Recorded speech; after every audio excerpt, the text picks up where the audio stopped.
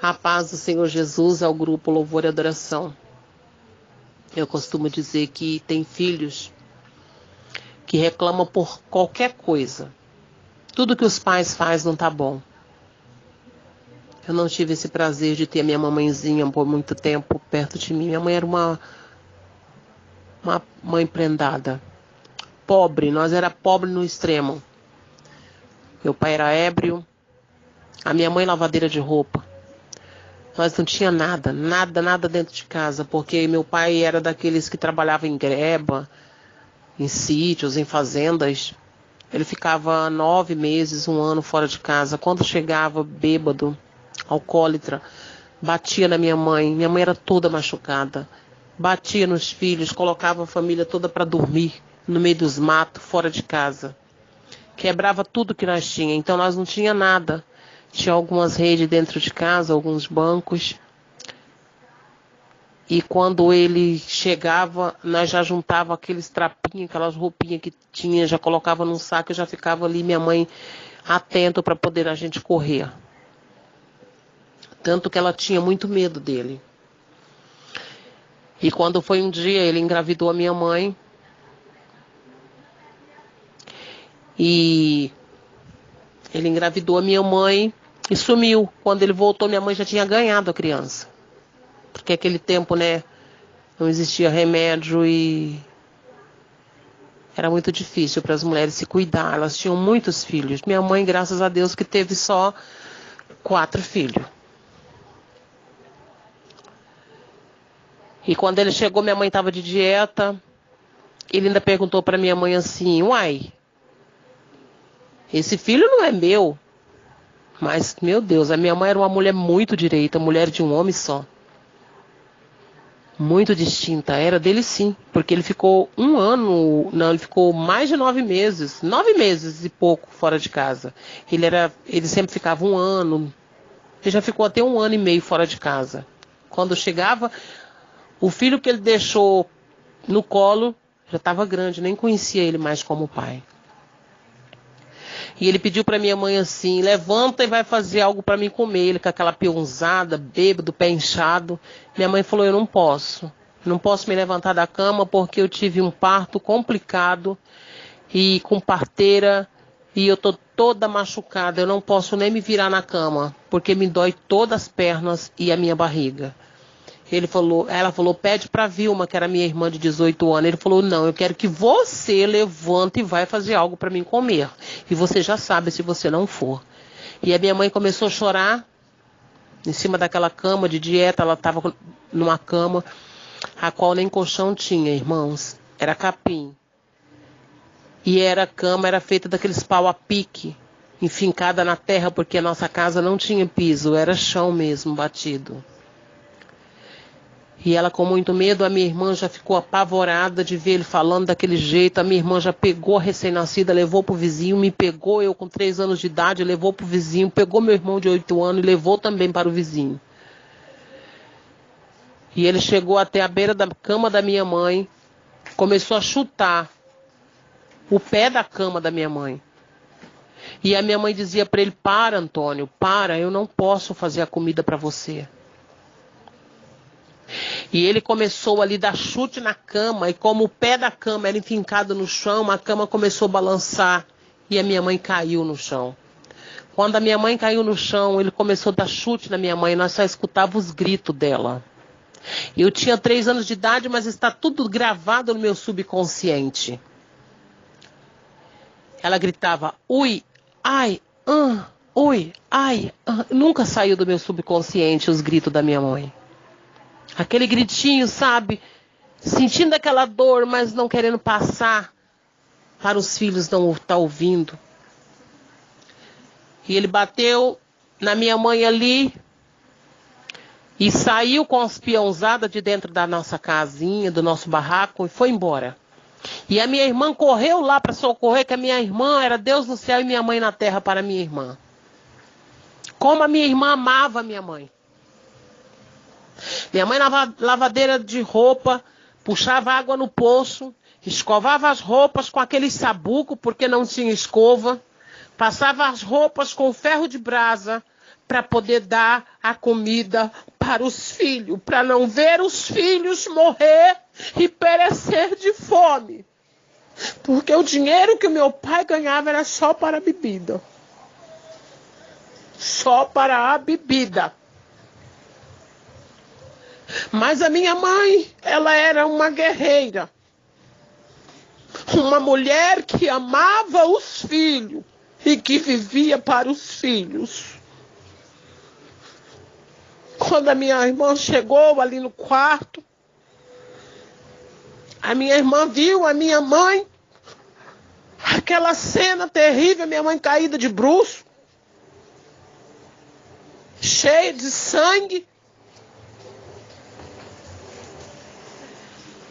E a minha irmã virou a minha mãe, viu que ela não estava respirando, correu no vizinho, arrumou um jipe, aquele jipe antigo, pediu para o vizinho levar ela em um lugar que era como se fosse um hospital, mas era uma farmácia.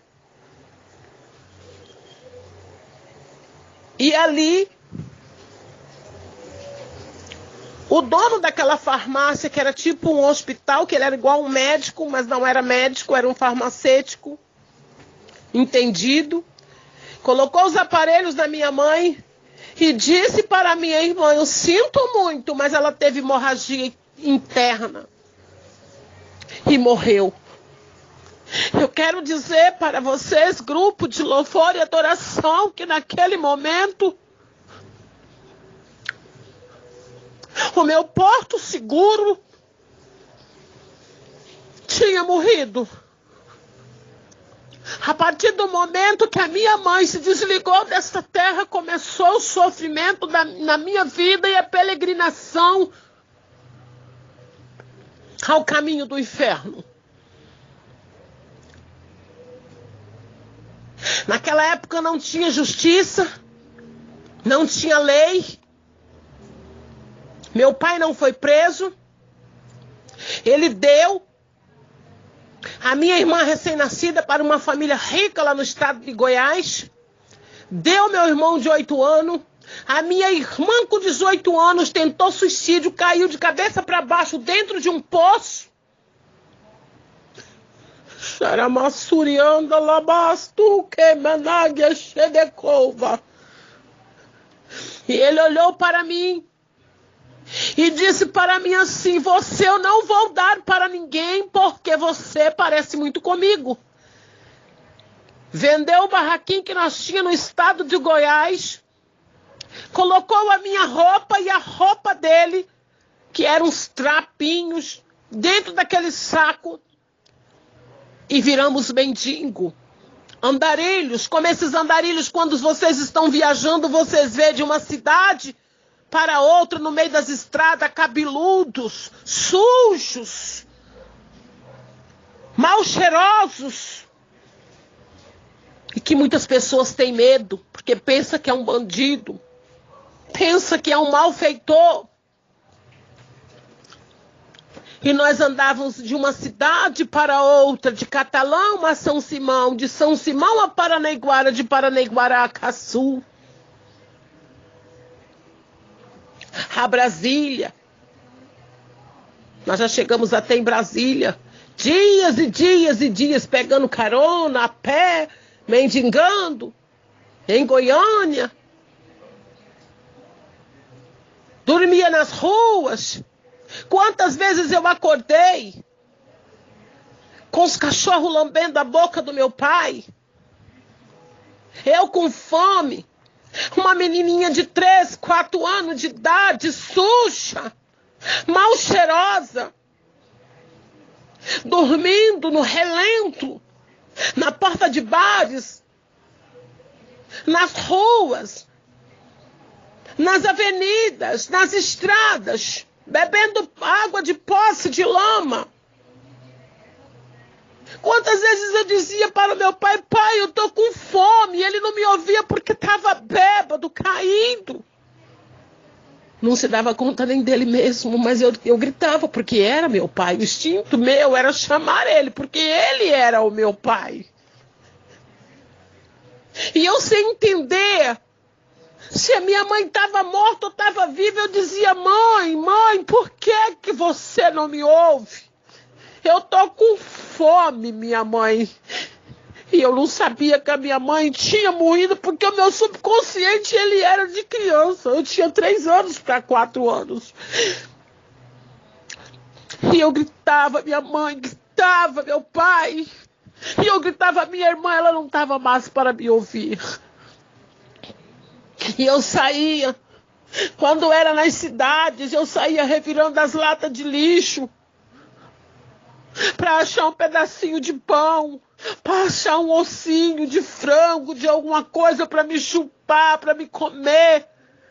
Quantas vezes, igreja, grupo, louvor e adoração, eu revirei as latas de lixo e achei aqueles ossos, aqueles pão pregado em papel higiênico, em fezes. E a fome era tão doída, a fome era tão triste, que eu comia daquele jeito para saciar a dor da fome. Você não sabe o que é a dor da fome. Vocês não sabem o que é a dor de um frio. Vocês não sabem o que é a dor de ver um pai ébrio caído. Vocês não sabem o que é a dor de ver um pai matando a sua própria mãe, você indefesa, tão pequenininha, sem poder fazer nada da tua vida. Mas eu quero dizer, grupo de louvor e adoração, que Deus já tinha um plano na minha vida. Deus já me contemplava dos altos céus. Alabassude cantarabaxericovanaias. E eu vivia andando, perambulando pelas ruas. Nunca tomava um banho, nunca trocava aquela roupa. O cabelo sempre foi um cabelo muito bonito, mas deu tanto piolho na minha cabeça. E aqueles piolhos começaram a comer a minha cabeça. E começou a dar ferida. E aquelas feridas começaram a lastrar sobre meu cabelo e a minha cabeça. E eu sentia agulhadas na minha cabeça, perfurando a minha cabeça. E eu não sabia o que era. Uma criança de 3, 4 anos não sabia. Nem naquela época eu não sabia o que estava acontecendo. Uma certa mulher viu eu gritando, abaixadinha com a mão na cabeça, e eu fedia muito. Ninguém conseguia chegar perto de mim. Essa mulher se compadeceu de mim e pediu para ver a minha cabeça.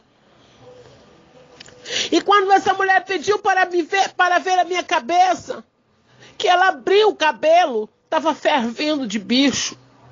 Os bichos estavam me comendo viva. Ouvintes deste grupo de louvor e adoração, os bichos estavam me devorando viva.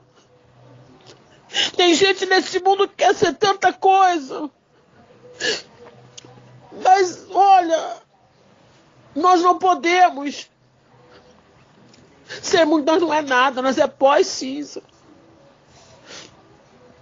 E naquele momento ela me levou para o médico, os médicos raparam a minha cabeça, tinha vários buracos de bichos na minha cabeça. E o médico ali foi tirando daqueles bichos, deu um copo de bicho, tinha bicho enorme. Ele falou: eu não sei como essa garotinha está viva, esses bichos já era para estar comendo o cérebro dela.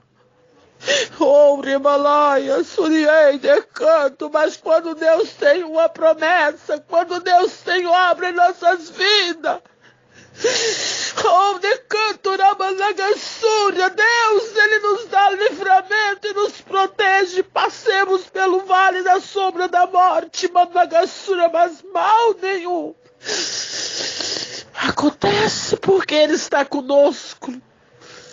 Remanaia, Suricanto. E ali eu tomei alguns remédios e voltei para as ruas de novo. Hoje meu pai pegava e me dava eu para alguém. Aquela pessoa me cuidava, dava banho, trocava de roupa no outro dia. Ele sarava a cachaça e vinha e dizia: ei, Seus traficantes de menor. Vocês roubaram a minha filha, tomaram posse da minha filha. Eu vou denunciar. A pessoa ficava com medo e me entregava de novo para o meu pai. E eu ali naquele sofrimento, naquela lacuna, naquela dor, naquele abandono, naquela tristeza, vivendo onde o vento mandava, eu ia jogada como uma folha ao vento. Oh, aleluia. Remanagassu, não tem como eu não chorar. Não tem como eu não me emocionar diante do meu testemunho, porque ele é real, ele é verídico e ele também é verdadeiro. Esse testemunho abalou muitas cidades já no Brasil, por onde eu passo pregando a palavra do Senhor. Esse testemunho já fez com que pastores se levantasse dentro de um grande congresso a qual preguei a palavra do Senhor, e viesse ao meu encontro e batesse nas minhas costas e disse para mim, missionária, eu confesso, eu quero aceitar Jesus. De novo, queremos mulheres com bagagem como a senhora para administrar a palavra de Deus. Manaramanagyasu, alayande, kondaramanagasei. E eu andando de uma cidade para outra, naquele sofrimento, naquela tristeza, naquela lacuna, sem saber direito o que estava acontecendo em minha vida, porque o meu subconsciente não captava tudo ao mesmo tempo. Eu era criança. Eu sentia tudo aquilo, mas eu não tinha aquele sentimento de adulto, de entender tudo ao mesmo tempo. E um certo dia, eu acordei com um peso muito forte sobre mim, me sufocada. O meu próprio pai, um homem de 2 metros de altura, um homem muito grande, me estrupando. Eu com 3, 4 anos de idade. Aquele homem me estrupando. Eu gritava a minha mãe, gritava a minha irmã. Ninguém me ouvia naquela escuridão, na beira daquela estrada. Eu nunca esqueci. Aquele homem me estrupando.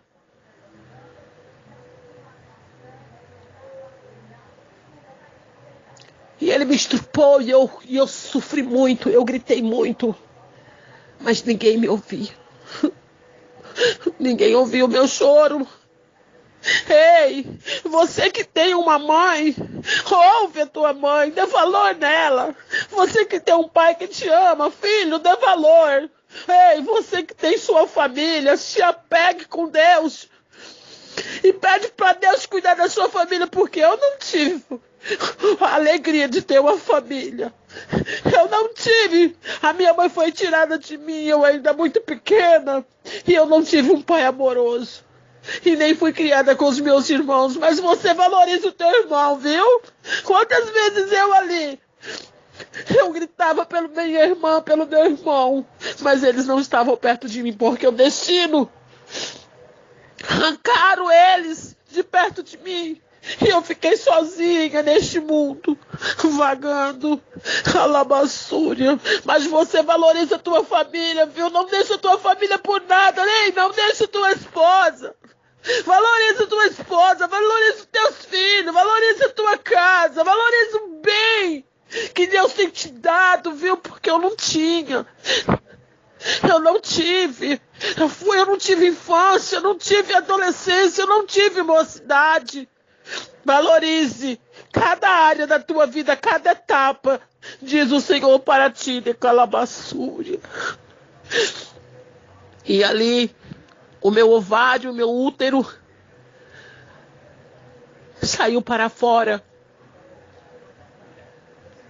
E eu fiquei desacordada.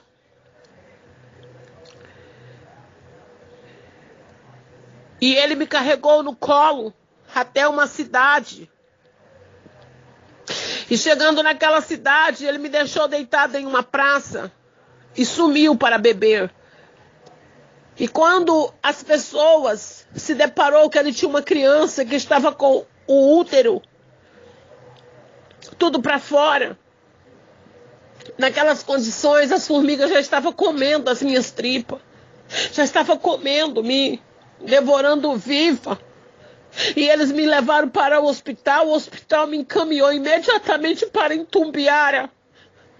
E lá em Itumbiara, a junta médica me operou, fiquei 3 meses naquele hospital, entre a vida e a morte, porque o meu próprio pai me estrupou. O meu próprio pai fez aquilo comigo. Anda lá, e alabaçu, rei, me cantarai. E hoje eu adoro o nome do Senhor, eu glorifico o nome do Altíssimo, porque Ele é o meu Deus, o meu refúgio e a minha fortaleza. Um dia eu estava muito triste, em uma cidade administrando a palavra, e eu sentia muita carência por não ter parente, não ter ninguém. E Deus tomou uma irmã e disse na boca daquela irmã: nunca tinha me visto uma cidade estranha, e disse para mim: minha filha, eis que eu contemplo o teu sofrimento desde a tua infância. Contempla, filha, olha para o mar, contempla quantos grãozinhos de areia tem em uma praia. Assim são seus irmãos sobre a face desta terra. E tu não é órfã de pai, porque eu sou o teu pai. Então tu tem muitos irmãos e um pai zeloso de boas obras que vela por ti nesta terra. Xarabaçu, candarai. Aquilo alegrou a minha alma. E eu preguei naquela noite como nunca, e muitas vidas se romperão aos pés do Senhor. E nunca mais eu me entristeci como eu me entristecia diante de Deus, porque eu sei que eu não sou órfã de pai. Deus, Ele é o meu pai. Ele é o meu refúgio e Ele também é a minha fortaleza e o meu socorro. E quando ali procuraram o meu pai, que levou meu pai até aquele hospital, quando foi para me dar alta, eu não queria de jeito nenhum voltar com meu pai para as ruas. Mas eu não tinha uma família, eu não tinha ninguém. E o meu pai me pegou daquele hospital e me levou novamente para as ruas. E eu comecei a ali viver nas ruas. Aí não é só meu pai que me estrupava. Eu acordava, eu já estava crescendo, né, já de 4 para 5 aninhos. Eu acordava aqueles mendigos de rua me estrupando. E eu gritava meu pai para me socorrer, meu pai bêbado. O meu pai dava eu para alguns mendigos, para alguns homens. Para aqueles homens dar dinheiro para ele beber cachaça. E eu era trocada por garrafas de pinga, por alguns dinheiros, por carteira de cigarro para o meu pai satisfazer o teu vício. E eu fui crescendo uma menina amarga, uma menina triste, uma menina amargurada, cheio de ódio, de rancor, candarai. Eu não sabia o que era amor, o que era ternura, o que era afeto, xarabassúria. Oh, andarai, andassude, candalamanai, andecova. Mas o Senhor, meu Deus, aleluia, Ele tem as suas formas de trabalhar e agir. Quantas e quantas e quantas almas, quantos e quantos são os meus filhos da fé. Hoje eu tenho os filhos, eu não sou velha, eu ainda estou na classe de mulher de 30 e poucos anos. Eu tenho filhos da fé que é pastores, presbíteros, diáconos, evangelistas, dirigentes de ciclo de oração, líderes de mocidade, pastor presidente de campo.